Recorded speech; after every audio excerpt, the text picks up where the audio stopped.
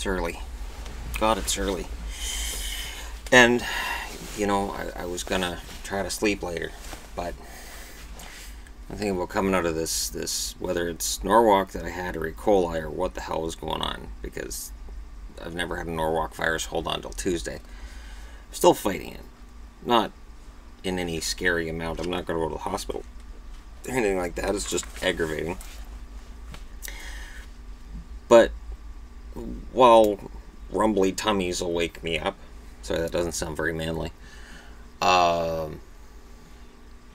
You know, I haven't talked about it on the channel in a while, but I'm kind of ticked off right now, so I'm just gonna discuss it for a few seconds, then we'll move on to today's previews.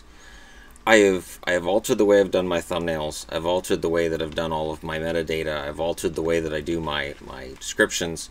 I have bent over to change the way that my titles are done. I've made everything as generic as possible. And I've done it because I keep getting flagged. So I take NHL out wherever I can. I take out almost anything that would lead to people discovering me casually. I'm actually hurting my growth in terms, just so that YouTube won't flag videos with this auto system. The auto system yesterday flagged everything I did 2 days ago. So it started again. And yesterday I had 3 more flagged. So that's 6 in 2 days. And again, you know, every time something big happens, and the whole Logan Paul thing, the whole fallout happens again, it affects all of the little YouTubers. I know Steve Dangle got hit, didn't understand why he got hit. I offered to help him on his video. Now I can't. Because I had all of these guidelines. I had all of these set guidelines that while I was following them, almost nothing was getting hit for a month. Well, a couple weeks anyways. Which is good because January revenues are awful. So now, not only are January revenues pretty bad, but now they've started flagging everything again. And it's like, you understand this is the month when it's bad to start with. Right? Of course you do. It's really frustrating. So here I am at 6 o'clock on the nose. I didn't mean to get up until 6:30. My phone is set to wake me up at 6:30. And here I am at 6 o'clock on the nose. Speaking of which, I better make sure that I got this thing set not to wake me up. Because that's just really not going to make me happy. If my phone decides to go off while I'm recording, for whatever reason, should cats be cats or whatever happens. Alright, there, that's turned off. Alright, that's as close to a vent as I get. Because the real venting will be for after I'm done recording. After kids are up. I don't have to worry about being quiet because there's a bunch of people sleeping upstairs. It's just really obnoxious. The way I've explained it to people before, it'd be like going into work. You do your job. You do your job with some degree of proficiency. I'm not going to say what job how well I do it, or I'm not arrogant and stupid. But it'd be like looking at your paycheck at the end of the week and going, "Wait, I'm short a lot of money here. What's going on?" "Yeah, we decided your work wasn't really eligible for payment." What's that supposed to mean? "Well, you did some stuff that was against that terms of service you signed when you started working here." What rule did I violate? Just read them. So you read them. And I've read the terms of service. I've read them a few times. And you go, "I didn't break any of these rules." I don't know. There was a robot that came through here that thought you did. A robot. "Yeah, well, we don't have time to look at all of our employees." Okay. So we have a robot do it. "Do you know the robot's making mistakes?" "Yep." "Doesn't that cost you guys money too?" "Yep." "So why are you doing it?" "Well, there's people out there that if we don't do it, then, you know, they're going to lose faith in our product." Doesn't a robot incorrectly flagging everything lead to a warning flag too? Give me back your check. and then they write on it, and then you get it back, and you get, oh, it's now there's a note at the bottom of my check. It says, please shut up. So I can't talk about this either. Now, we'd prefer if you didn't. That'd be great. All right, I'm glad we had this discussion. I need to go get myself a pop. All right, a little bit of a taste. For anybody wondering, I'm drinking a flat can of blackberry ginger ale. I intentionally opened it yesterday, left it in the fridge, so it would be flat, so when I drank it, I wouldn't have a carbonation problem. Shouldn't have to explain that, but I can. And I can report, over the last 2 weeks, I've lost 11 pounds. Don't motivate the hockey guy. Don't motivate the hockey guy. I can lose weight quickly.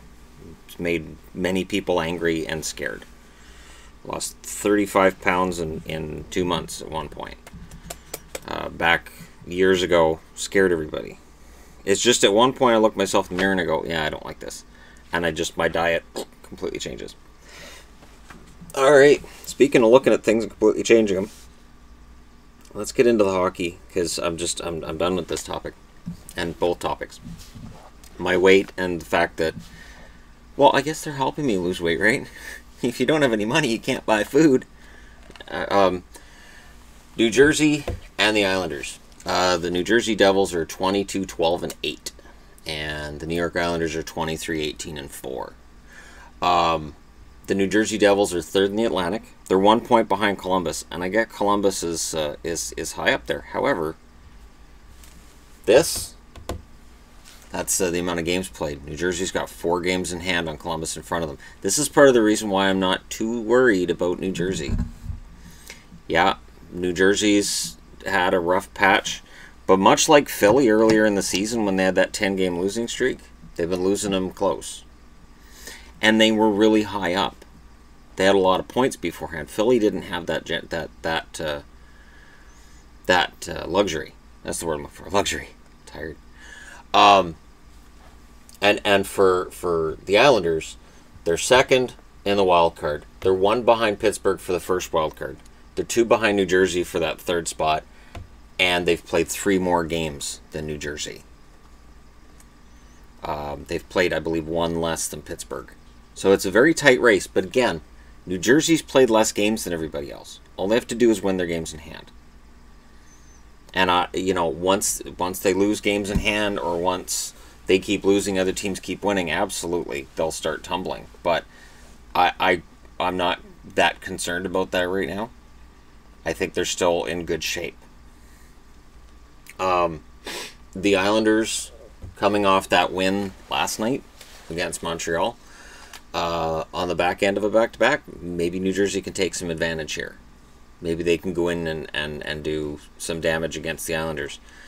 Of course, this is that wonky month. Road, home for New Jersey. But they're close.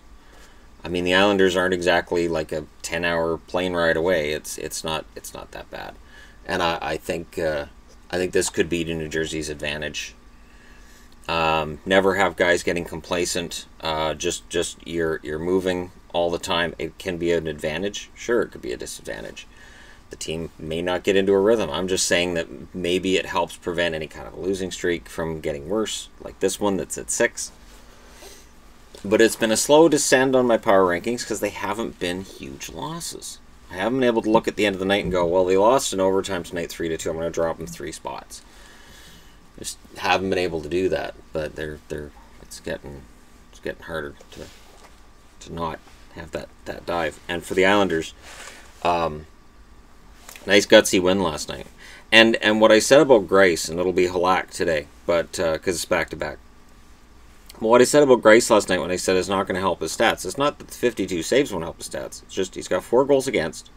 And one thing that they look at, one thing that people really look at and they really talk about when you watch hockey games, and they'll talk to a guy about that, is they'll say how many games a goaltender has allowed 4 or more goals. How many times has a goaltender allowed 4 or more? And that's going to be up there for Grice, and that adds another one. I know he had a good game.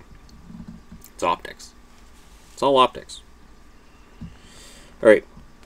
Next up, The Philadelphia Flyers, 20-15-8, are in New York against the Rangers, 22-17-5. So here are two teams that are headed in opposite directions. Philly's looking like they're ready to move up. The Rangers are looking like maybe it's time to look out below. The Flyers are 2 points out of the playoffs. They're 2 back of the Islanders. They've played 2 less games. So the Flyers technically right now have their destiny in their own hands. And I say technically because there's still a lot of games to play. We're not talking about like 4 games left. We're talking about a lot. So it's a little bit early to talk about them having their own destiny in their own hands, but here we are. The Islanders are 1 point out of the playoffs, which means the Islanders, and they've played 1 less game than the Islanders. The Metro is really tight. Again, this is where the New Jersey Devils can elevate themselves with teams in their division playing against each other. If they can win games as well, teams in their division will lose points as much as they gain points, and there you go. I'm not wagering on games, but I will say I do like the way Philadelphia is playing right now. I think the Rangers are due for a really good game. Call me an AV fan. I don't know. I mean, people have been asking, should AV be fired by the Rangers? He won't be. If you're waiting for Alain Vigneault to get fired, I think you're probably waiting for the offseason. If the Rangers miss the playoffs, and if it's some embarrassing total, if it's an embarrassing amount, if they end up missing the playoffs by 6 or more points, you're likely going to see Alain Vigneault replaced. You're likely going to see Vigneault on his way out of the New York Rangers. But I have a feeling that with the way that the Rangers have stuck by Vigneault, even through playoff difficulties and whatnot, I think he's there for a while. Much like Philly fans were very ready to pitch Dave Haxtell. I thought he was on his way out too. I was stunned that he survived a 10-game losing streak. But he's there for at least the rest of this season. Ron Hextall has shown tremendous belief in him. And ever since Hextall came out and said he's not going anywhere, the team got better. So maybe the Rangers just need to come out and say that once every couple of weeks so players wake up. Coach isn't going anywhere. It's not happening. All right, next up, St. Louis and Toronto. So the Toronto Maple Leafs are 25-17-3. St. Louis is 26-17-3. So there's 1 game difference between these two, and St. Louis has 1 more win. Other than that, they have identical records. Both are probably heading in the wrong direction right now, and they're both looking to turn it around. St. Louis is 3rd in the Central. They are 1 point behind Nashville. They've played 4 more games. St. Louis is really behind it. They need Nashville to go cold, and they need to get hot. The Toronto Maple Leafs are 3rd in the Atlantic. They're 3 points behind Boston. They've played 3 more games than Boston. So the 5 days off, Boston played a couple of games, didn't make up all the games in hand, and they managed to score 3 points out of the games that they did play. So Toronto is not that far out. St. Louis is 1 point behind Nashville. As I said, playing the 4 extra games, though, St. Louis has to keep pace. Playing in Toronto, I mean, when you look at franchises, St. Louis it's a really good road team most years. Maybe playing on the road without Jaden Schwartz is easier than playing at home. Maybe you don't play as pretty on the road. When you look at a team and you see like a really good road record and a really bad, okay, not bad, just mediocre home record comparatively, you're usually looking at a team that tries to be too perfect at home, tries the cutesy plays more often at home. Maybe they just take home ice for granted. And I'm not saying St. Louis does that, but I do expect a strong road game from them tonight. I think this will be the game of the night. I do think Toronto probably wins it, but they're coming out of the bye at home. Is there going to be pressure? It's Toronto. There'll be pressure. It'll be Anderson. It'll be Allen. And which goalie is capable of turning in a really big performance. That's going to tell the story tonight. I wouldn't bet against Freddie Anderson. I think Anderson should be rejuvenated from the time off. Players love the time off. They love the bye week. And Freddie Anderson is a goaltender. Here's what goaltenders do. They never tell you when they need a night off, for the most part. There might be a goalie out there that turns to his coach and goes, man, I really want the night off. No, they want to be in there every night. They see the rest of their teammates on the ice every night. They want to be able to go every night, and it just doesn't work that way with a goaltender. So maybe Anderson just needed a bit of a rest. Maybe the team needed a bit of a rest. Toronto's been headed in the wrong direction. And maybe this break will be the difference. Maybe we'll be talking about how the Leafs were playing before, and since the bye they've had this record, and maybe at that point we can talk about how good they are. So this is going to be a really important game for both teams, and they should play that way. I'm expecting them to play that way. Next up, Dallas, coming off of that big win in Boston, goes to Detroit. I've talked about trap games, right? I would expect Bishop after letting in last night. I don't know who I expect for Detroit, and it's way too early in the day for me to know. Mrazek coming off of a shutout, or Howard, who's due for a bounce back game? Probably Mrazek coming off of a shutout. The Dallas Stars, 25-17-3, same record as Toronto. Detroit 18-18-7, which is one of the worst records on the board, minus one team on this board. Dallas is the number one wild card. They're 2 points back of St. Louis, and they've played one less game. This is why St. Louis needs to keep pace, because Dallas is breathing down their necks. Detroit is 7 points back of the playoffs. They're 7 points behind, obviously, the New York Islanders, and they've played two less games. There is zero room for error right now if you're a Detroit fan. There is no, oh, well, we lost this one, we'll get them next time. This win one, lose one, win one, lose one. It's got to stop. They get a 4-0 win, and my reaction is, oh, okay, because I don't know what Detroit is. I don't know whether to look at Detroit and say full rebuild, or to say just retool. Are they an impact player away from being a solid playoff team next year, or is it going to take more than that? Is it a complete restructuring, like Howard and Mrazek? Could they somehow move Howard, keep Mrazek, who's the younger goaltender? So there's more upside, and at the very least there's potential that he'll play better longer. Is there a way to do that and add more future pieces? It'll be interesting to see which way Detroit goes, and this is an important game for them. You've got Dallas coming in on a back-to-back. Take advantage. For Dallas, if they can win both games in a back-to-back, they apply more pressure on St. Louis. St. Louis loses tonight, Dallas wins. St. Louis suddenly has a real problem. They've started sliding down the statistics, or down the standings.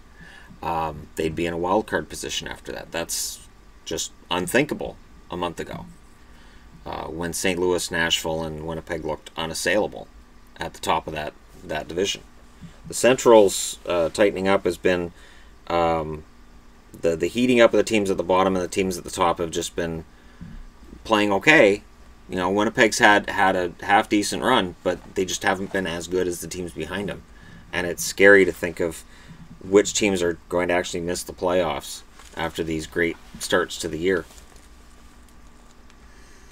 Okay, next up, Vegas. Vegas is 29-10-3. Yeah. First in the Pacific. They're 7 points ahead of Calgary, and they've played 4 less games. So, for Flames fans, they pass San Jose. They go into second place. The Kings still have a game in hand on that, though.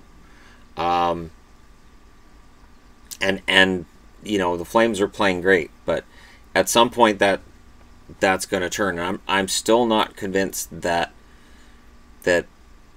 over the next 35 games, however many it's going to be, that the Flames will still finish ahead of LA. Maybe LA's out of steam. Maybe the Kopitar Brown story is just running out of steam and there's not enough behind them in terms of scoring for them to stay ahead of the pack. And maybe this is it. Vegas is really making hay. This is crazy. Because they're 7 ahead of Calgary and 8 ahead of the Kings.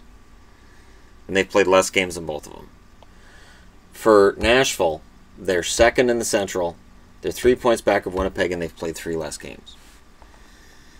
So again, Winnipeg's first. They look great. Everything, they're home and cooled. But they're not. Because they've played 3 more games, and while they've got those 3 extra points, that's big. As long as Nashville has games in hand, they can turn this around.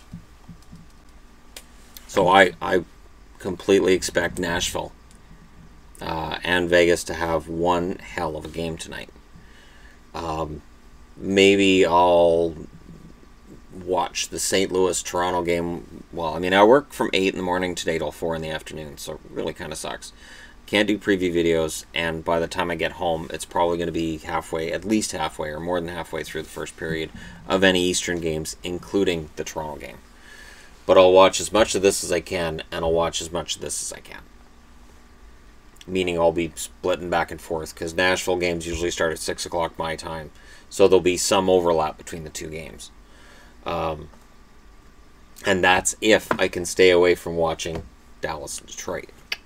But this game could be just fantastic.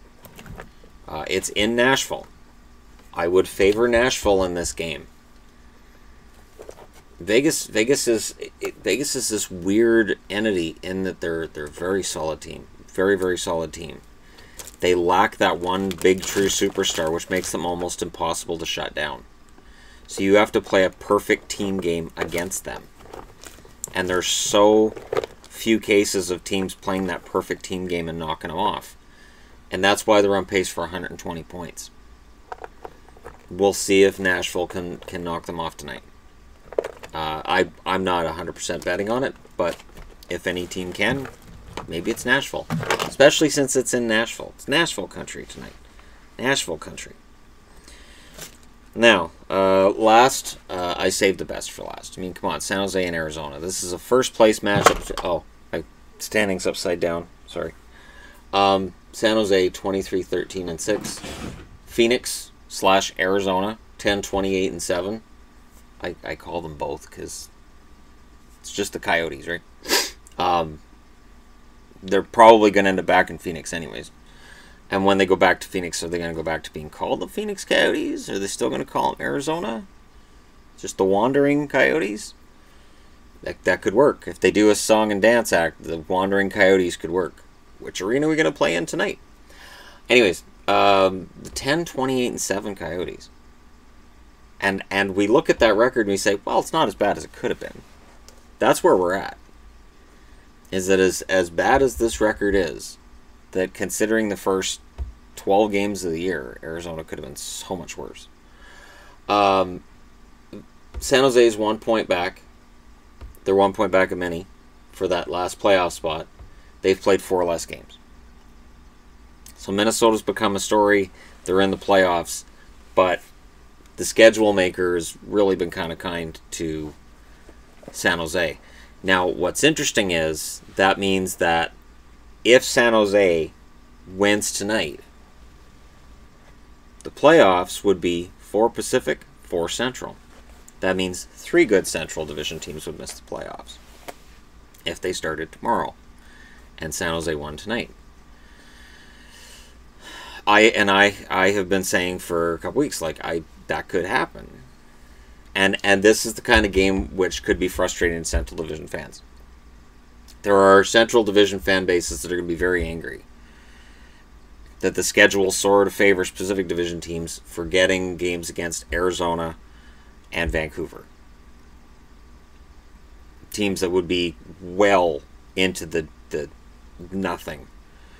And yet Vancouver's not last in their division because they share the same division as Arizona.